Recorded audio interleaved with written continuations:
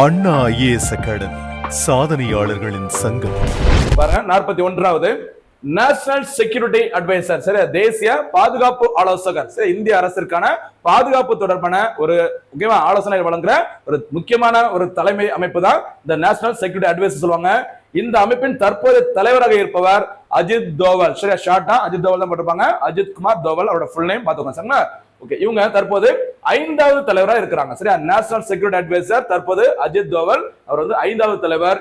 இந்த அமைப்பு, இந்த பதவி முதல் முறையாக உருவாக்கப்பட்ட வருஷம் 98ஆம் ஆண்டு. 98 என்ன போறோம் நமக்கு எக்ஸாம் டைம் வாய்ப்பு கடமை ரிவிஷன் பண்ணிக்கோங்க. 98 அப்படின்னா பொருளாதாரத்திற்கான நோபல் பரிசு வென்ற முதல் இந்தியர் Amartya Sen 1998. KCC Kisan credit card scheme, சரி, அந்த கிசான் கிரெடிட் கார்டு அப்படிங்கிற இந்த கடன் விவசாயிகளுக்கான கடன் அட்டை திட்டம் 98. இது தவிர இந்தியாவின் 2வது அணுகுண்டு பரிசோதனை ஆபரேஷன் சக்தி, மூணுமே நடைபெற்ற வருஷம் 98ஆம் ஆண்டு. அந்த 98 தான் நேஷனல் செக்யூரிட்டி அட்வைசர் அப்படிங்கிற பதவி உருவாக்கப்பட்டது.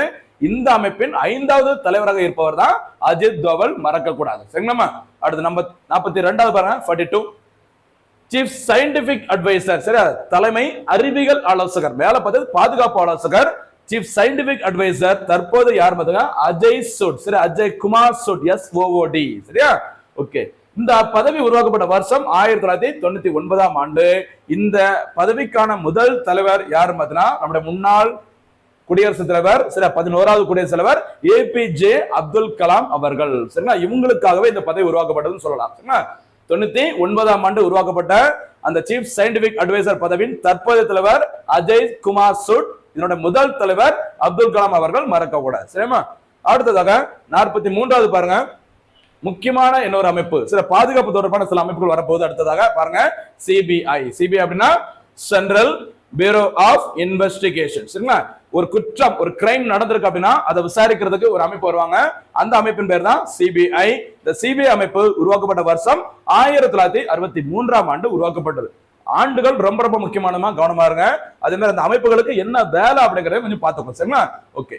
இந்த CBI அமைப்பின் தற்போதைய டைரக்டராக, இயக்குநராக இருப்பவர் யார் அப்படின்னு சொல்லி பாருங்க, பிரவீன் சூட். இங்க நம்ம மேல பார்த்தது அஜய் குமார் சூட், இங்க பாக்குறது பிரவீன் சூட், மறக்க கூடாது. சரியா, ஓகே. அடுத்து ரா, 44வது முக்கியமான ஒரு நியமனம் அமைப்பு ரா அமைப்பு. ரா அப்படின்னா என்ன சொல்லுவாங்கம்மா, ரிசர்ச் அண்ட் அனலைசிஸ், சரி, அனலைசிஸ் விங்னு சொல்லுவாங்க. சரியா, ரா அமைப்பு உருவாக்கப்பட்ட வருஷம் பார்த்தோங்க 1968ஆம் ஆண்டு உருவாக்கப்பட்டது. இந்த ரா அமைப்பின் தற்போதைய தலைவர் பராக் ஜெயின் அவர்கள், மறக்க கூடாது. சரி, இந்த ரா அமைப்புக்கு என்ன வேலை அப்படின்னு சொல்லி பார்த்தீங்கன்னா, இந்த ராணுவ ஒரு அமைப்பு இருக்கு, அந்த ராவும் அதுக்கப்புறம் பார்த்தா என்னன்னு சொல்லுவாங்க, இன்டெலிஜென்ட் பியூரோன்னு சொல்லுவாங்க. சரி, இன்டெலிஜென்ட் பியூரோ, ஓகேவா. இந்த இன்டெலிஜென்ட் பியூரோ அமைப்பு உருவாக்கப்பட்டது பின்னாடி வரும், இருந்தாலும் இந்த இடத்துல சேர்த்து பார்த்தீங்கன்னா இந்த குழப்பங்கள் வராது. இன்டெலிஜென்ட் பியூரோ அப்படின்னு சொல்ற அமைப்பானது உருவாக்கப்பட்டது 1887ல. இந்த இன்டெலிஜென்ட் பியூரோ அமைப்பின் தற்போது தலைவராக இருப்பார் தபன் டேக்கா. சரி, தபன் டேக்கான்னு சொல்லுவாங்க. சரி, இந்த 2 அமைப்புகளுமே என்ன அமைப்புன்னு சொல்லி பார்த்தீங்கன்னா, இந்திய அரசிற்கான இந்த உளவு பார்க்குற அமைப்பு, சரியா, ஸ்பை ஏஜென்சின்னு சொல்லுவாங்க. சரியா, அதாவது ஏன் ஸ்பை ஏஜென்சின்னு சொல்றாங்க அப்படின்னா, வெளிநாடுகள்ல இருந்து இந்திய அரசிற்கு எதிராக, சரியா, வெளிநாடுகள்ல இருந்து இந்திய அரசிற்கு எதிராக நடக்கிற சதி வேலைகளை கண்டுபிடிச்சு முறியடிப்பது யாரோட வேலை, ரா அமைப்பின் வேலை.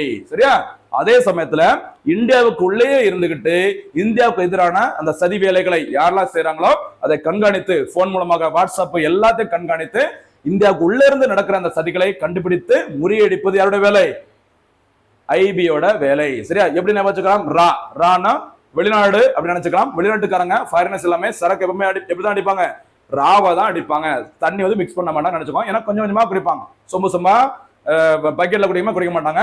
அதனால எப்பவுமே வெளிநாட்டுக்காரங்க ராவா தான் அடிப்பான்னு நினைச்சுக்கோங்க, மறக்காம இருக்கிறத நான் சொல்றேன். சரியா, அடுத்து IBனா இன்டர்னல் அல்லது இந்தியாவுக்குள்ள அப்படின்னு நினைச்சுக்கோங்க, மறக்காது. சரிங்களா, அப்ப ரெண்டுமே என்ன அமைப்புமா, ஸ்பை ஏஜென்சி. இங்க பாக்குறது ரா அமைப்பு உருவாக்கப்பட்டது 68ஆம் ஆண்டு. இந்த அமைப்பின் தற்போதைய தலைவர் பராக் ஜெயின். அதே மாதிரி இந்தியாவுக்குள்ள இருந்துட்டு நடக்கிற அந்த தீவிரவாத செயல்கள், கவர்மெண்ட்டுக்கு எதிரான நடவடிக்கைகள் எல்லாத்தையும் கண்காணித்து முறையடிப்பது யாரோட வேலை, இன்டெலிஜென்ட் பியூரோன்னு சொல்ற IBயோட வேலை.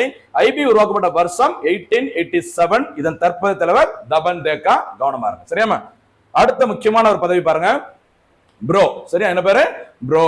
ப்ரோனா பிரதரோட ஷார்ட் நேம் கிடையாது, பார்டர் ரோட் ஆர்கனைசேஷன், சரி, எல்லை சாலைகள் அமைப்புன்னு சொல்லுவாங்க.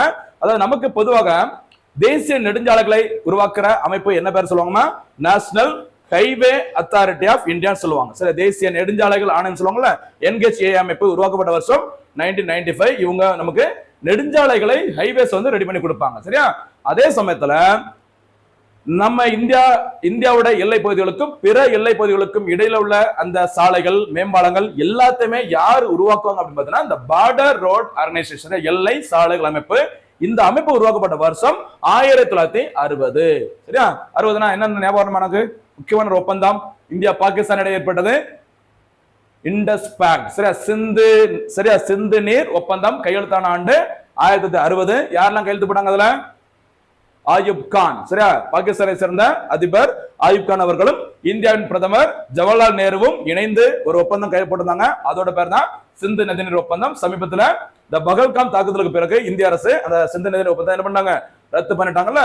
அந்த ஒப்பந்தம் கையெழுத்தான 1960ஆம் ஆண்டு தான் எந்த அமைப்பு உருவாக்கப்பட்டதுமா? ப்ரோ அமைப்பு உருவாக்கப்பட்டது. இந்த ப்ரோ அமைப்பின் தற்போது தலைவராக இருப்பவர் ரகு ஸ்ரீனிவாசன் அவர்கள். மறக்காது.